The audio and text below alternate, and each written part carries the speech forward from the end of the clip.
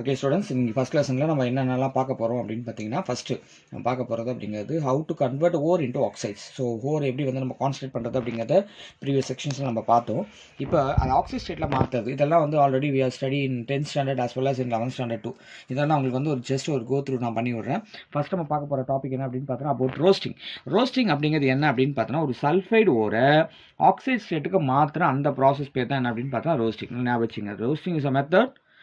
ஒரு sulphide ore is converted as a oxide ore. Example ஒரே ஒரு எக்ஸாம்பிள் பண்ணால் உங்களுக்கு காட்டுறேன். When zinc sulphide is treated with oxygen it will form, அதாவது ஜிங்க் சல்ஃபைடுங்கிற கேல்னா ஆக்சிஜனோட சேரும்பொழுது நம்மளுக்கு ஜிங்க் ஆக்சைடு அப்படிங்கிறதா நம்மளுக்கு மாறுது. இதுக்கு பேர் தான் அப்படின்னு பார்த்தோன்னா ரோஸ்டிங், ரைட்? ஸோ ரோஸ்டிங் அப்படிங்கிறது இன்னொரு முக்கியமான விஷயம் அப்படின்னு பார்த்தோன்னா, அதுக்குரிய இம்பியூரிட்டிஸ் ரிமூவ் பண்ணுறதுக்காக தான் நம்ம ஆக்சிஜனோட நம்ம கலந்து கொடுப்போம். இது ஃபஸ்ட்டு. ரெண்டாவது கால்சினேஷன் அப்படிங்கிறது என்னென்னா, அந்த கான்சன்ட்ரேட் பண்ண ஓரை ஸ்ட்ராங்காக ஹீட் பண்ணுறது. ஆனால் ஒரே ஒரு விஷயம் என்னென்னா, absence of it means oxygen இல்லாமல் நம்ம ஸ்ட்ராங்காக ஹீட் பண்ணுற அந்த ப்ராசஸ் பேர் தான் என்ன அப்படின்னு பார்த்தோன்னா கால்சினேஷன். இது எதுக்காக பண்ணுவாங்க அப்படின்னு பார்த்தோன்னா, இதில் இருக்கக்கூடிய மாய்ஸ்டர், அதுக்கப்புறமா ஹைட்ரேட்டட் ஆக்சைட்ஸ், இம்ப்யூரிட்டிஸாக இருக்கிறது எல்லாமே நம்ம என்ன பண்ணிடலாம், ரிமூவ் பண்ணி எடுத்துலாம். எக்ஸாம்பிள், கால்சியம் கார்பனேட்டை நம்ம என்ன பண்ணுறோம், ஸ்ட்ராங்காக ஹீட் பண்ணும்போது கால்சினேஷனில் கால்சியம் ஆக்சைடு அது ஃபார்ம் ஆகும், as well as carbon dioxide அப்படிங்கிறது நம்மளுக்கு என்ன ஆகும், வெளியே நம்மளுக்கு லிபரேட் ஆகும், ரைட்? ஸோ இது வந்து முக்கியமான ஒரு விஷயம். அடுத்து நம்ம பார்க்குறது என்ன அப்படின்னு பார்த்தோன்னா ரிடக்ஷன். ரிடக்ஷன் பண்ணுறது என்ன, முதல்ல நம்ம பார்த்தது அப்படிங்கிறது என்ன அப்படின்னு பார்த்தோன்னா ஓர் இன்டூ ஆக்சைடு. இப்போ நம்ம பண்ண போகிறது என்ன அப்படின்னு பார்த்தோன்னா ரிடக்ஷன் ஆஃப் மெட்டல் ஆக்சைடு. இதுலேயே நம்ம என்னென்ன டைப் பார்க்க போகிறோம், முதல்ல நம்ம பார்க்க போகிறது அப்படிங்கிறது ஸ்மெல்ட்டிங். ஸ்மெல்ட்டிங் அப்படிங்கிறது என்னென்னா, நம்மளுக்கு வந்து ஓரை வந்து நம்ம ரோஸ்ட் பண்ணி எடுத்துடுறோம், இல்லை ஹீட் பண்ணி எடுத்துடுறோம் அப்படின்போது அது நம்மளுக்கு கேங்கில் கண்டென்ட் கொண்ட ஒரு ஃபியூசிபிளாக நம்மளுக்கு ஸ்லாகாக மாறும். அதில் இருக்கிற விஷயத்தில் நம்ம அந்த மெட்டலை மட்டும் ரிமூவ் பண்ணி எடுக்கிறது.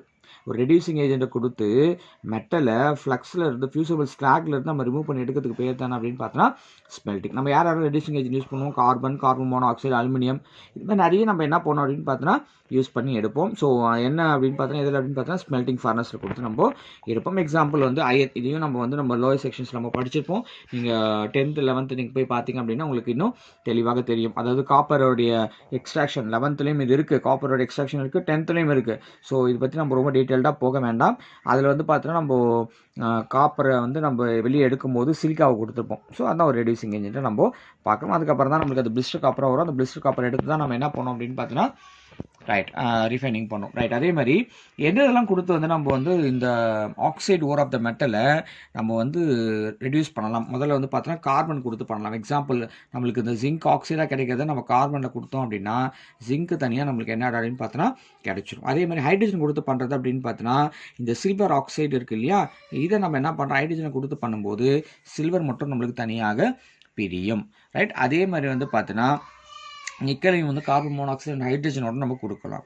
அதேமாதிரி மெட்டலை கொடுத்து நம்ம என்ன பண்ணலாம், ரிடக்ஷன் பண்ணலாம். For example barium oxide, peroxide, நம்ம மெக்னீஷியம் கொடுத்தோம் அப்படின்னா நம்மளுக்கு பேரியம் ஆக்சைடாக நம்மளுக்கு கிடைக்கும். அதையும் நம்ம பார்க்கலாம். ஒரு நிமிஷங்க, ரைட்? அடுத்து நம்ம பார்க்க போகிறது என்ன அப்படின்னு பார்த்தோன்னா அபவுட் ஆட்டோ ரிடக்ஷன். ஆட்டோ ரிடக்ஷனுங்கிறது என்ன அப்படின்னு பார்த்தோன்னா, அந்த ரோஸ்டிங் ஓரே வந்து என்ன ஆகுனா ஒரு க்ரூட் மெட்டலில் தன்னைத்தானே என்ன பண்ணிக்கும் அப்படின்னு பார்த்தோன்னா எடுத்துக்கும். ஃபார் எக்ஸாம்பிள், இந்த நம்ம எடுத்துகிட்டு இருக்கக்கூடிய இந்த மெர்க்குரி சல்ஃபைடு ஓரை நம்ம என்ன பண்ணலாம் அப்படின்னு பார்த்தோன்னா ஆக்சிஜனோட கலந்து நம்ம இருக்கும் பொழுது மெர்க்குரியே தனக்கு தேவையான ரெடியூசிங் ஏஜென்ட் அதுவே செயல்பட்டு மெர்க்குரி தனியாக என்ன ஆகும் அப்படின்னு பார்த்தோன்னா பிரிஞ்சு வந்துடும், ரைட்? ஸோ இது வந்து ஒரு டாபிக். அடுத்து நம்ம பார்க்குறது என்ன அப்படின்னு பார்த்தோன்னா தெர்மோடைனமிக் பிரின்சிபல் ஆஃப் மெட்டலர்ஜி. இதில் நம்ம எதை பார்க்க போகிறோம் அப்படின்னு பார்த்தோன்னா ஒரு மெட்டலர்ஜிக்கில் தெர்மோடைனமிக் எப்படி நம்ம கொண்டு வரோம் அதுதான் நம்ம என்ன பண்ண போகிறோம், பார்க்க போகிறோம். ஸோ அதை பற்றி தான் இதை பற்றி நம்ம டீட்டெயிலாக படிக்க போகிறோம்.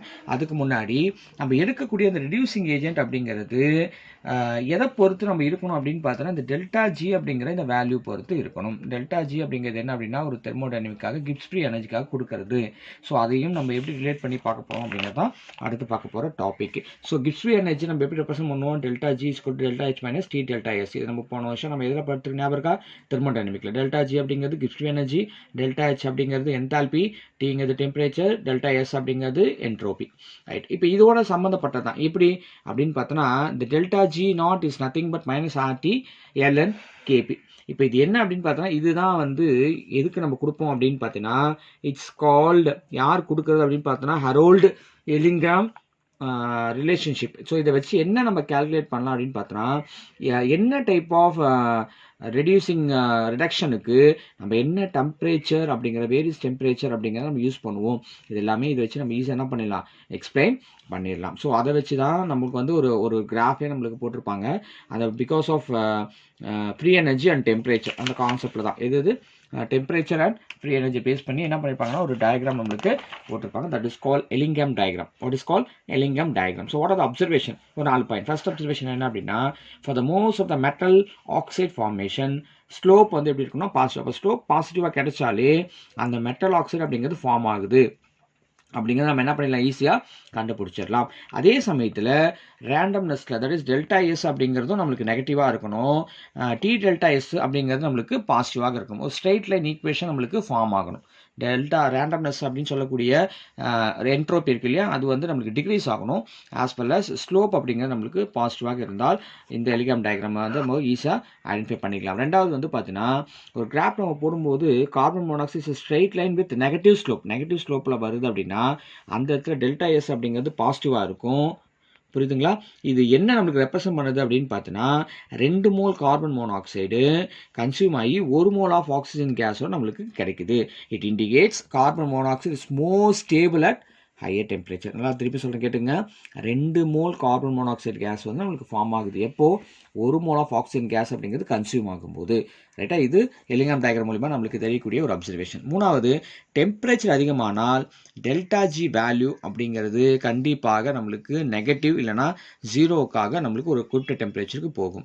அந்த டெம்பரேச்சருக்கு இன்னும் கீழே போகும்போது டெல்டா ஜி வேல்யூ அப்படிங்கிறது நம்மளுக்கு நெகட்டிவ் ஆச்சுன்னா ஆக்சைடு அப்படிங்கிறது ஸ்டேபிள். அப்போது ஆக்சைடு ஸ்டேபிளாக இருக்குது அப்படின்னா அந்த டெம்பரேச்சரை விட அதிகமாக, அதாவது டெம்பரேச்சர் அப்படிங்கிறது பாசிட்டிவாக இருக்கணும், அதிகமாக இருக்கணும். As well as delta G value நம்மளுக்கு நெகட்டிவாக இருக்கணும். இது தேர்ட் பாயிண்ட். ஃபோர்த் ஒன் என்ன அப்படின்னு பார்த்தோன்னா, ஒரு ஸ்லோப்பில் சடன் சேஞ்ச் அப்படிங்கிறது நம்மளுக்கு ஏற்படுது அப்படின்னு வச்சுக்கோங்களேன். அப்போ நம்மளுக்கு என்ன சொல்லலாம் அப்படின்னு பார்த்தோன்னா, அந்த இடத்துல மெல்டிங் நடக்குது, அப்படி இல்லைனா எவாப்ரேஷன் நடக்குது அப்படிங்கிறத நம்ம இந்த எலிகாம் டயக்ராம் வச்சு நம்ம சொல்லிடலாம். And what is application? அப்ளிகேஷன்லாம் நமக்கு என்ன யூஸ் அப்படின்னு பார்த்தீங்கன்னா, Ellingham diagram for silver oxide and mercury oxide upper part of the diagram and the decomposition temperature is 600 700 degrees Celsius respectively, Kelvin respectively. It indicates these oxides are unstable at moderate temperature and will decompose on heating. இதை நம்ம வந்து ஈஸியாக கண்டுபிடிச்சிடலாம்.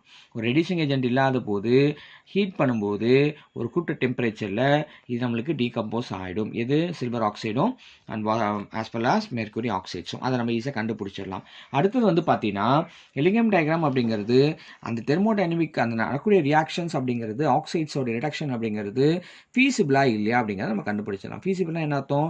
ஈஸியாக நடக்குதா இல்லை ரொம்ப கஷ்டமான சூழ்நிலை நடக்குதா அப்படிங்கிறத நம்ம என்ன பண்ணிடலாம், கண்டுபிடிச்சிடலாம்.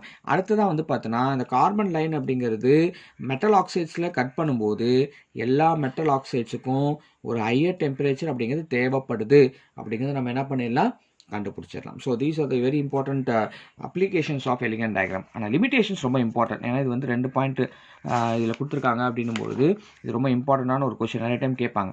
என்ன அப்படின்னா, இஸ் கன்ஸ்ட்ரக்டட் பேஸ்லி வந்து தெர்மோடைனமிக் கன்சிடரேஷன். அதோட நம்ம பார்க்க முடியும். வெறும் வேறு எதோட நம்ம கம்பேர் பண்ண முடியாது. டெல்டா ஜியோட தான் நம்ம என்ன பண்ண முடியும், பார்க்க முடியும்.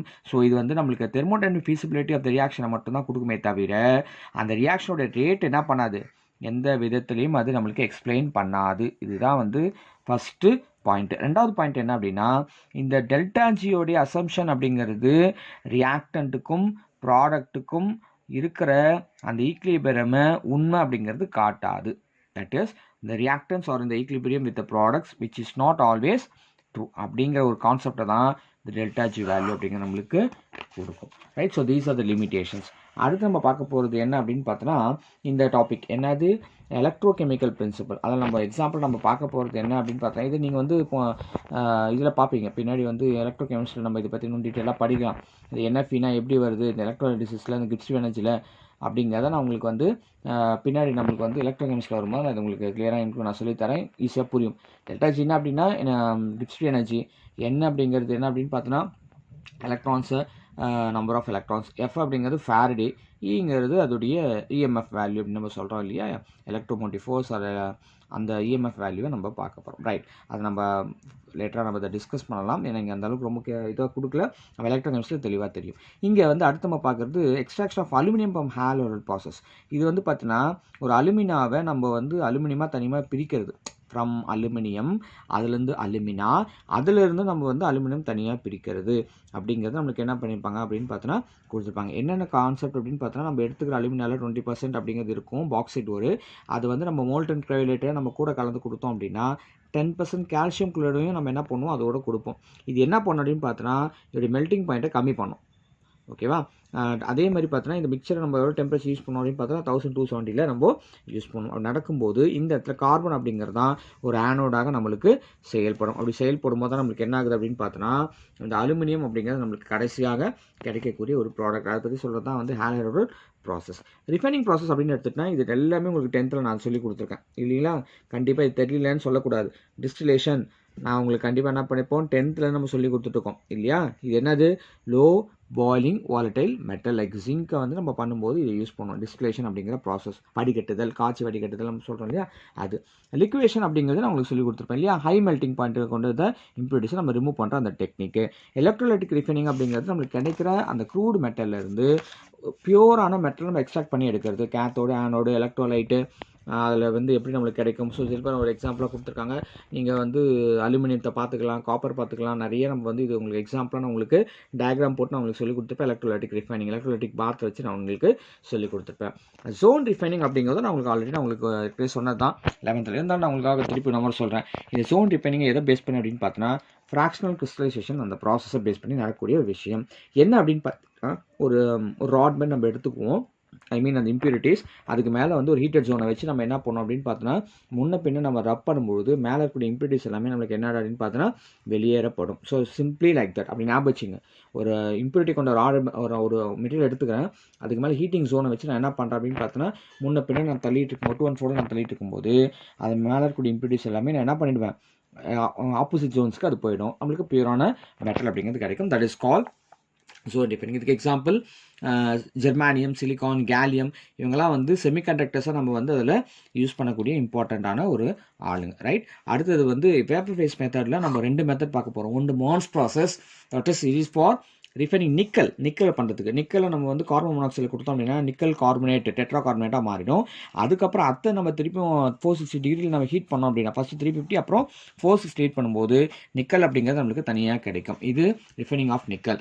அதே வந்து ஜிர்கோனியம் டைட்டானியம் பண்ணுறது தான் அது பேர் என்ன அப்படின்னு பார்த்தோன்னா வேன் ஆர்கல். அந்த டைட்டானியமை நம்ம என்ன பண்ணுறோம் ஐடனோன்னு கலந்து கொடுக்கும்போது டைட்டானியம் டெட்ரா அயோடைடாக நம்மளுக்கு கிடைக்கும். அது பேப்பராக கிடைக்கும். அது நம்ம இன்னும் என்ன பண்ணணும்னு பார்த்தா 1800 டிகிரி கெல்வினில் 550லேருந்து 1800 கெல்வினில் கொடுத்தோம் அப்படின்னா டைட்டானியம் டெட்ரா அயோடினில் இருந்து டைட்டானியம் மட்டும் நம்மளுக்கு தனியாக என்ன ஆகிடும் பிரிஞ்சிடும். ஸோ இதெல்லாமே வந்து இதோடைய மெத்தட்ஸ்.